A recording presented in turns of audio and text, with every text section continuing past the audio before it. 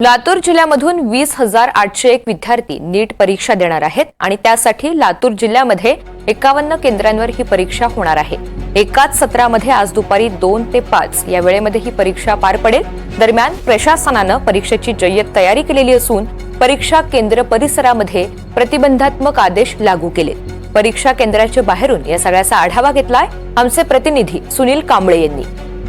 वैद्यकीय प्रवेश परीक्षेसाठी घेण्यात येणाऱ्या राष्ट्रीय परीक्षा एजन्सीकडून नीट ही परीक्षा जी आहे लातूर जिल्ह्यामध्ये संपन्न होत आहे आणि लातूर जिल्ह्यामधल्या 51 केंद्राच्या माध्यमातून ही परीक्षा जी आहे ती आता संपन्न होत आहे। जवळपास 20,801 विद्यार्थी जे आहेत या परीक्षेला जे आहेत सामोरे जाणार आहेत। आपण जर पाहिलं या ठिकाणी या प्रवेश परीक्षा केंद्रावरती जे आहे ते मोठ्या संख्येने विद्यार्थी जे आहेत ते आता जमायला सुरुवात झालेली आहे। एकूण जर पाहिलं तर 20,801 विद्यार्थी जे आहेत या परीक्षेला सामोरे जाणार आहेत आणि कुठलाही अनुचित प्रकार घडणार नाही यासाठी प्रशासनाकडून जोरदार तयारी करण्यात आली। त्याची काटेकोरपणे जी आहे ती अंमलबजावणी सुद्धा करण्यात आलेली आहे। जवळपास या सर्व परीक्षेसाठी जे आहे ते लातूर जिल्ह्यामध्ये पोलिसांचा सुद्धा मोठा फौजफाटा जो आहे तो या ठिकाणी तैनात करण्यात आलेला आहे। जवळपास 5 पोलीस उपअधीक्षक जे आहेत त्यांची नेमणूक करण्यात आली। त्याचबरोबर 395 जे आहेत ते पोलीस अंमलदार आणि 300 होमगार्ड असे जे आहेत ते पोलिसांचा सुद्धा या ठिकाणी मोठा बंदोबस्त करण्यात आलेला आहे।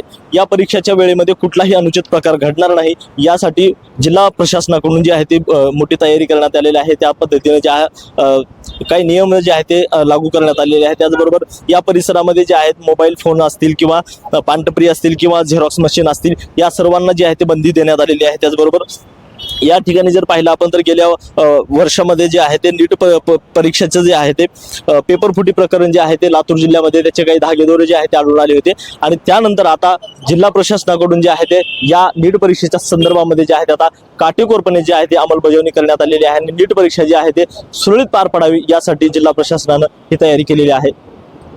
सुनील कांबळे, NDTV मराठी, लातूर।